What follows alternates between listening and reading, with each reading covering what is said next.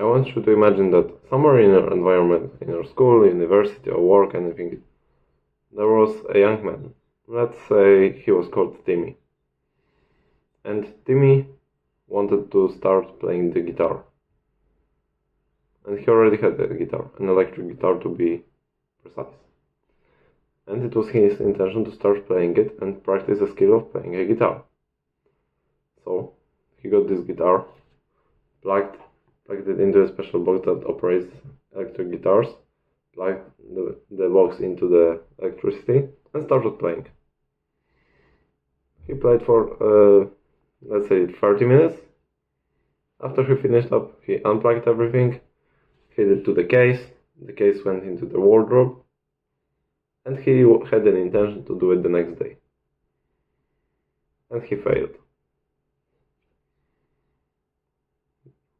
Do you see what mistake has made our friend Timmy?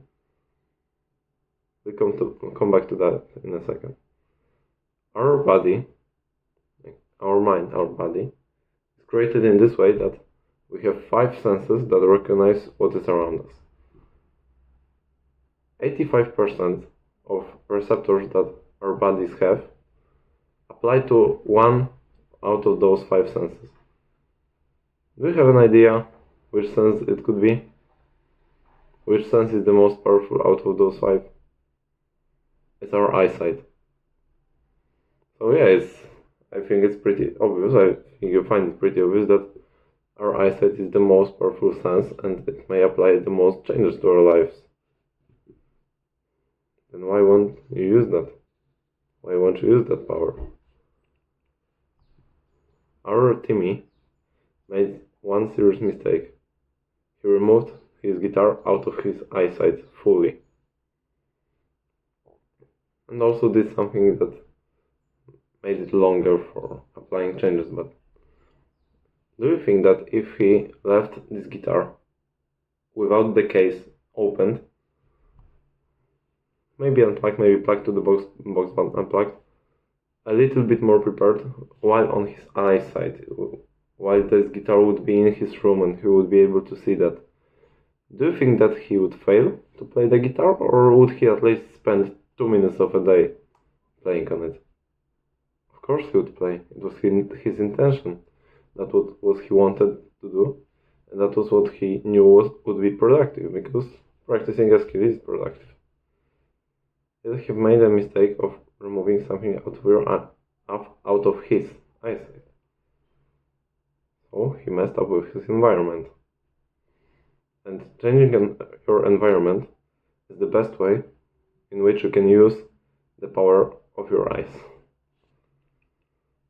Because when you see something, it's way easier to indulge in it, and it may have both good and bad outcome for you.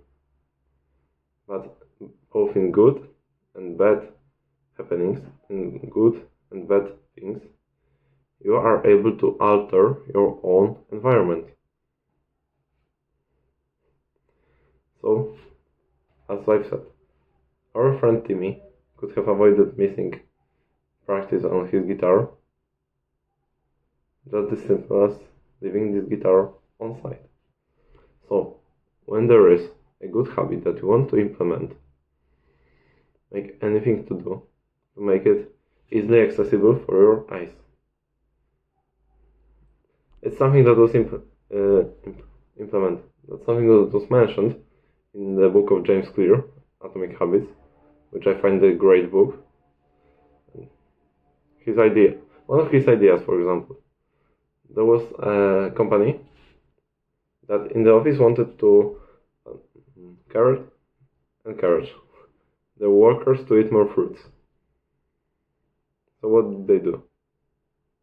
They've put more places where they could get fruits, because before there was one place and it was on the corner of the room where they could spend their breaks. They improved the number from 1 to, I believe, 5 places where the fruits were placed. They were more visible and more easily accessible. And guess what happened? the percentage of fruits eaten by workers of this company skyrocketed because of the accessibility and of this. As I said, when you see it, it's the most powerful thing that can make you do something. So it made them eat the fruit because they were able to even see it and notice it. But it also works with bad habits.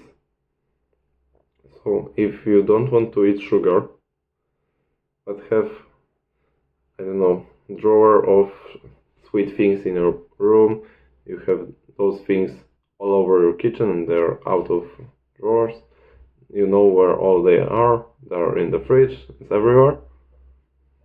Of course it will be very hard for you to have enough willpower to protect yourself from eating those. Because while you resist the temptation in the kitchen, you go to your room and you see it again. While you resist the urge to eat sugar while opening the fridge, you close it and you see it in your kitchen. It's everywhere. So what you can do? You can lower down the amount of places where you can see sugar things that you would like to eat. Of course, it won't train your willpower as hard as the technique that I will be talking about soon, but it's a good way to avoid the habit. But if you want to be sure that you will avoid the habit and you are prepared to avoid it again, you can mix that optimizing your place, optimizing your structure, optimizing your room, optimizing your house, optimizing your whole environment. You can add one more thing: willpower training. Because willpower is like a skill and it can be trained same as your bicep on the gym. So what you could do? Find the thing that you want to indulge in, even though you know it's bad. Make it as pleasurable as possible. So for example, if you want to learn how to avoid sugar, find your best, your favorite, that number one thing that you love to eat. If it can be stored somewhere, and put it in your room, on your desk. Spend some time literally thinking about, like, when you have this candy here on your desk, look at this and think, why is it controlling me? Why do I want to eat that so hard when I know that it's not even good for me? Why does it have so much control? What it exactly is and why do I want that so much? After you spend some time, day after day, training your willpower, and it will be hard because you will be really wanting to eat that, and you know that. But after you're able to manage this, you will be able to find those questions and find those answers. After you find those answers, you will be able to resist. There's also one more thing I want to talk about, because the environment could be your room, your house, anything, but there's also one important part of the environment you could not think about: your devices, your electronical environment. So your desktop, your phone, your tablet if you use that. Think what's there. Analyze what's there, and analyze, do you really want it there, or is it making you relapse in any of your bad habits? Sugar, porn, video games, anything. Those three are main bosses of self-improvement. If you defeat those three, you are better than, I believe, 90% of men of our generation, maybe even more. So spend some time analyzing what is on your Instagram page, if you still use that. If you want to resist social media, what could you do? What could you do to resist Instagram? Maybe delete the Instagram icon from your main desktop of phone.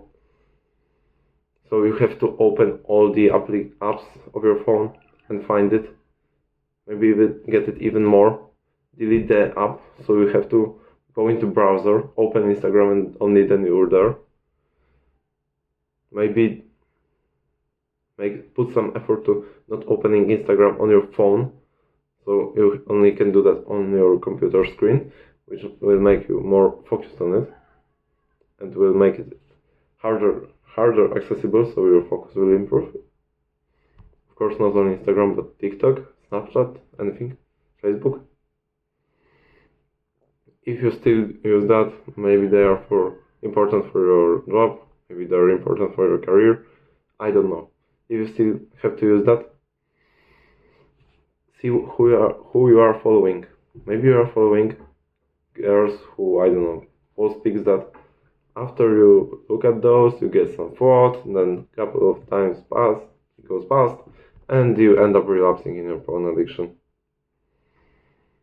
If you have any of those persons in your following, just unfollow them. I don't know, block them.